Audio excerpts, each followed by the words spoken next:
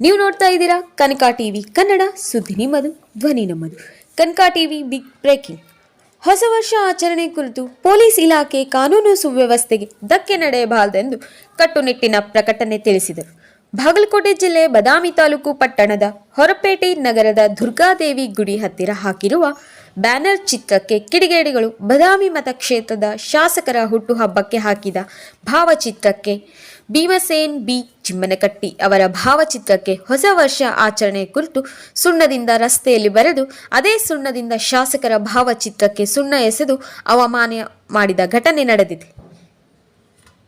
ಕನಕ TV ಸುದ್ದಿವಾಹಿನಿಯ ಮೂಲಕ ಸಂಬಂಧಪಟ್ಟ ಪುರಸಭೆ, ಪೊಲೀಸ್ ಇಲಾಖೆ ಹಾಗೂ ಕಾರ್ಯಕರ್ತರ ಭಾವಚಿತ್ರವ ತೆರವುಗೊಳಿಸಿ ಶಾಸಕರಿಗೆ ಗೌರವ ನೀಡಬೇಕೆಂದು ನಮ್ಮ ಸುದ್ದಿವಾಹಿನಿ ತಿಳಿಸುತ್ತದೆ.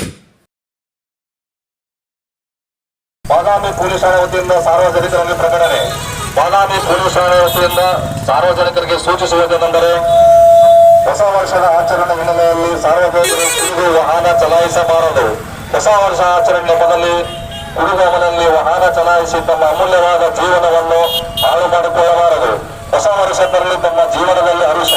ಯಾರಾದರೂ ಸಾರ್ವಜನಿಕರು ಕುಡಿಯುವ ವಾಹನ ಚಲಾಯಿಸಿದಲ್ಲಿ ಅಂತವರ ಮೇಲೆ ಕಾನೂನು ಸೂಕ್ತ ಕ್ರಮ ಕೈಗೊಳ್ಳಲಾಗುವುದು.